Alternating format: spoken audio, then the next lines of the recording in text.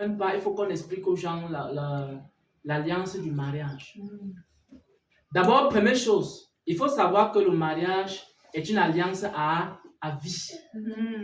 Ouais, un peu. Quand le mariage est déjà célébré, le père a déjà donné la femme au mari et que la femme est passée de l'autorité du père à l'autorité du mari, le mariage devient une alliance à vie.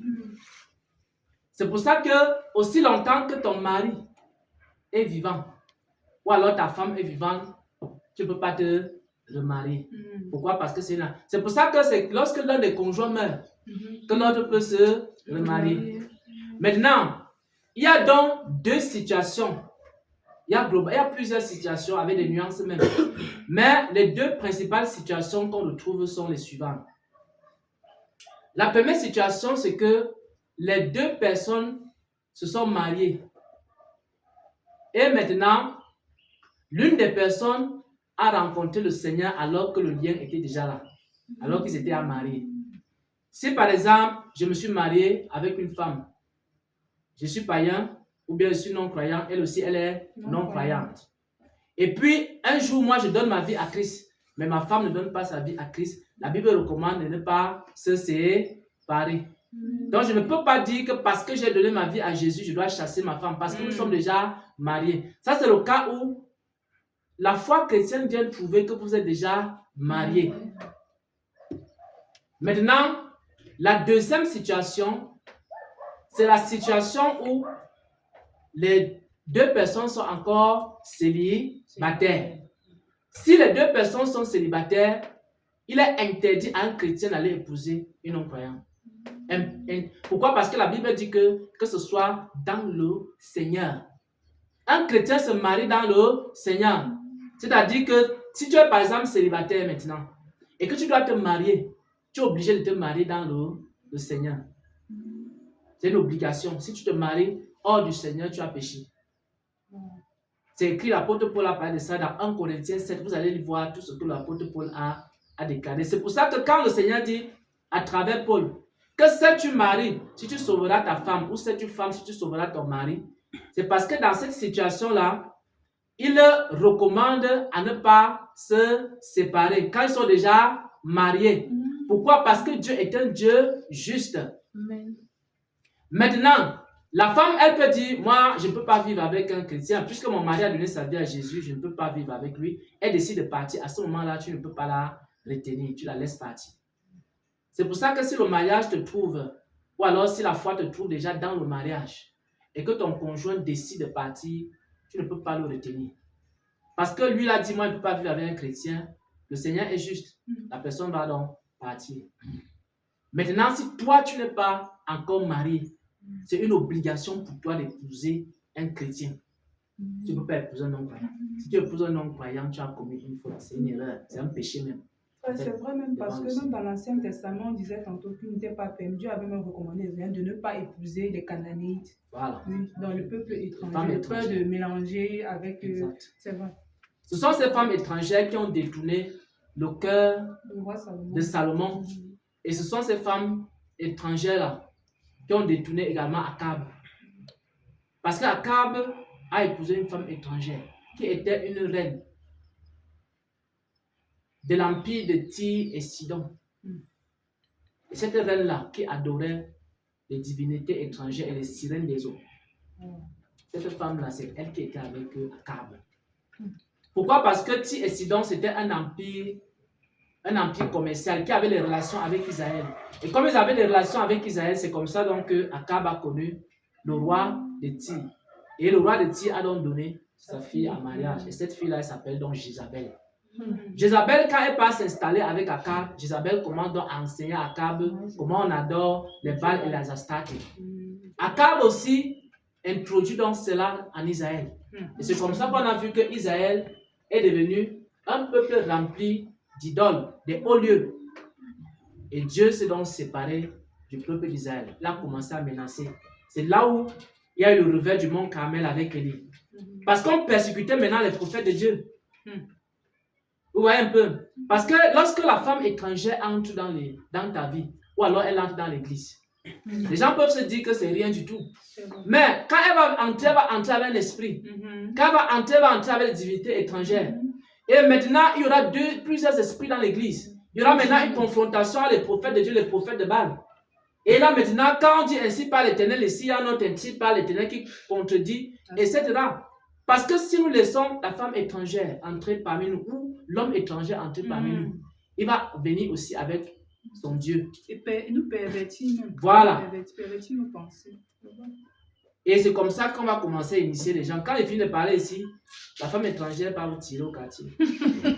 Elle commence à vous raconter sa part. Elle dit que oui, le frère Xavier a dit ceci, mais je n'en disconviens pas. Yes. Je pense que... Vous avez entendu ça?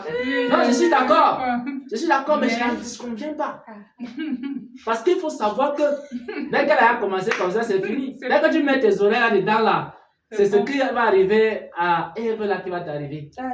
Parce que, comme on avait dit à elle que Dieu a-t-il réellement dit, elle a étendu les oreilles. Et quand elle a étendu ses oreilles là, directement, c'était terminé.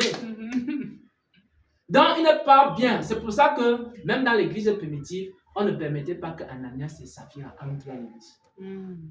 Nous, on n'a pas, si quelqu'un a le cœur rempli du monde et qu'il n'y a aucune place pour Jésus dans son cœur, on le considère comme Ananias et Saphira. On ne peut pas l'admettre ici. Parce que si Dieu a interdit Ananias et Saphira d'entrer dans les trucs primitifs, nous aussi on doit interdire Ananias et... C'est pour protéger votre foi, je vous dis la vérité. C'est pour vous protéger, ne dites pas que... N'ayez pas, moi je ne veux pas qu'on remplisse, je ne veux pas que l'église soit si remplie de serpents, que ça soit rempli, parce que vous-même, toi-même pour t'asseoir sur la chaise, tu auras peur de t'asseoir. Même pour dire bonjour à quelqu'un, tu ne peux plus dire bonjour à quelqu'un parce que tu as peur. Il y a des églises où les gens ont peur des uns. Il y a des gens qui viennent avec les cris-cris, d'autres viennent avec des esprits bizarres. Les gens ne se saluent même pas. Quand le culte est fini, là, chacun prend sa direction. Parce que chacun a peur de l'autre. On ne veut pas le mélange ici, parce que s'il y a le mélange, Dieu s'en va. Parce que Dieu n'est pas un Dieu de mélange. Alléluia. Donc voilà les deux cas. La question est une très bonne question. Quand tu n'es pas encore marié, tu dois te marier dans le Seigneur. Maintenant, il y a deux situations. Quand quelqu'un n'est pas encore marié, il y a quelqu'un, il n'est pas marié. Il dit, bon, comme je ne suis pas marié, je veux me marier dans le Seigneur. Donc, il faut que je cherche aussi une sœur de la même église. Si je cherche une sœur de la même église, ça veut dire que je me suis marié dans le Seigneur. Mais il y a maintenant deux motifs. Parce que Dieu tient encore compte. Même quand on est encore dans la foi, on se marie dans le Seigneur, Dieu tient compte de deux choses. Il y a ceux qui se marient parce qu'ils sont en train de brûler à cause des désirs, la chair. Il reste comme ça, il dit, ah, mon corps me dérange, je n'arrive pas à m'en sortir, je suis incontinent. Parce que l'incontinence, c'est l'incapacité à maîtriser ses désirs charnels. C'est ça qu'on appelle l'incontinence. Il y a certains qui vont te dire que bon, je suis incontinent. Je ne peux pas rester comme ça sans avoir quelqu'un qui me regarde et me dise que belle marquise d'amour me font mourir vos beaux yeux. J'ai toujours besoin de quelqu'un qui me dit quelque chose comme ça là, dans mes oreilles. Donc, il y a des personnes qui sont incontinentes, que ce soit les hommes, que ce soit les femmes. Il y a des femmes incontinentes. Les gens croient que quand on parle d'incontinence, c'est seulement les hommes. Il y a aussi les femmes incontinentes, c'est-à-dire qu'elles ne peuvent pas rester comme ça sans qu'il y ait un homme à ses côtés. Si quelqu'un est incontinent, il peut dire, je vais me marier. Et l'apôtre Paul a dit ça. Moi, je ne peux pas falsifier la Bible. Mais j'explique ça. Je dis aux gens que faites attention au mariage charnel. Parce que quand tu te maries à cause de l'incontinence, tu te maries pour satisfaire tes désirs charnels. Et ce mariage devient un mariage charnel. Même si tu utilises les versets bibliques pour justifier ton mariage, le but pour lequel tu t'es marié, c'est pour satisfaire tes désirs. C'est pour ça que chaque fois que tu vas la voir, tu vas seulement lui dire que oh, il faut qu'on aille là-bas, on part dans la chambre. Chaque fois, tu ne vas jamais lui dire qu'il faut qu'on fasse une nuit de prière. Parce que ton problème, c'est satisfaire tes désirs. Donc, c'est pour ça. C'est normal. Il faut savoir, le contrat, ça se négocie au départ. Ne laissez pas quelqu'un faire un mariage charnel avec vous. Vous n'allez même plus prier. Je vous dis la vérité. Parce qu'il va te dire que non, j'ai épousé. Et puis, il est écrit que le corps de l'homme appartient au mari. Le corps du mari appartient à la femme. Vraiment, il ne faut pas me priver de mes droits. Selon la Bible, quand on était devant le maire avait dit ceci. Vraiment, même si c'est 5 fois par jour, 10 fois par jour, vraiment.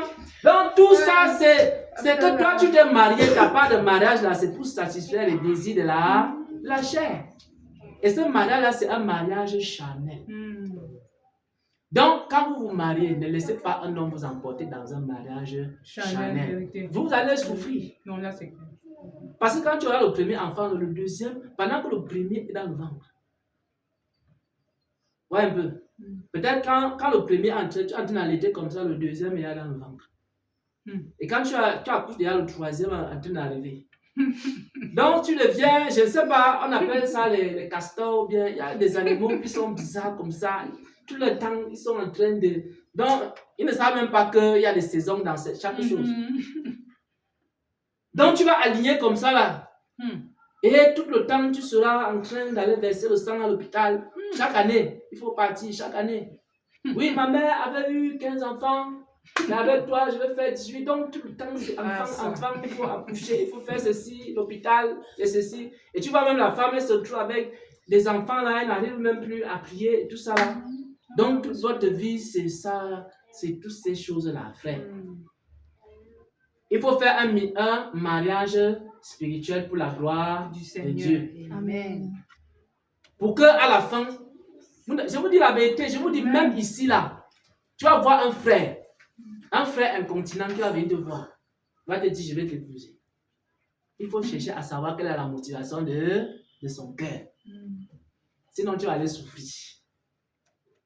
Sinon, tu vas te retrouver, tu vas vivre dans la chambre. Mais pas pour prier. Tout ça là seulement pour satisfaire les désirs de quelqu'un. Tu vas vivre là-bas, on va te dire que bon, reste là-bas, ne sors pas, ne sors jamais. Tu te laves là-bas et puis, allez, le monsieur entre, après il sort, mais toi tu restes dedans. Parce que c'est ton travail.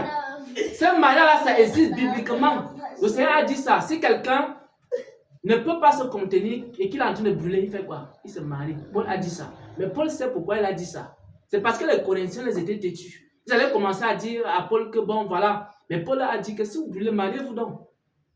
Mais la vraie raison, la bonne raison pour laquelle on se marie, c'est pour la gloire de Dieu. Il faut faire un mariage spirituel. Parce que le mariage charnel va vous éloigner de Dieu. Vous aurez, même dans le mariage, vous aurez des préoccupations charnelles. Vous n'avez jamais vu un couple où l'un veut prier, l'autre lui veut faire autre chose. Amène-moi à Kribi. L'autre veut regarder la vidéo du serviteur Xavier, l'autre lui veut plutôt regarder une vidéo. Oui, des films bizarres. Tu vois un peu les films romantiques, l'autre lui veut regarder quoi? Imagine quelqu'un dans un couple où quelqu'un veut regarder les films romantiques et l'autre veut regarder une prédication. Mais les deux vont-ils s'asseoir ensemble? Parce que si tu veux absolument que vous asseyez ensemble, tu es obligé de regarder aussi le film romantique. Et quand tu vas passer ton temps seul au salon, tu vas commencer à dire que bon, il faut qu'un jour aussi, on s'asseye aussi ensemble. Mais quand vous asseyez ensemble, dis que bon, allez, Novelas, on va regarder Novelas. Tu vas voir. Parce que quand tu vois là, tu n'as pas la barbe il s'appelle comment? Je ne connais pas les acteurs de Novelas. Donc, la personne veut que tu aies la même barbe. La personne veut que tu t'habilles comme l'acteur de cinéma, Novelas et tout ça. Il te dit que, regarde, tu sais pourquoi la personne va te dire, alors nous regardons Novelas. C'est parce qu'en réalité, il va te dire que tu t'habilles comme... Il va te dire que tu as vu comment il est habillé là. Tu as vu comment il se comporte. Tu as vu comment il est romantique. Tu as vu comment ceci, cela. Il n'y a aucun passage dans Novelas où on va dire que il faut aller lire la Bible. Tu as vu ça? Novelas. Où quelqu'un va lire la Bible. Il n'y a pas ça. Donc il y a seulement qu'il faut aller ici, il faut m'amener là-bas, il faut faire la romance et tout ça. Et le mariage charnel, ça détruit. Voilà. Voilà la question. Nous rendons gloire à Dieu pour... Est-ce qu'il y a une autre question?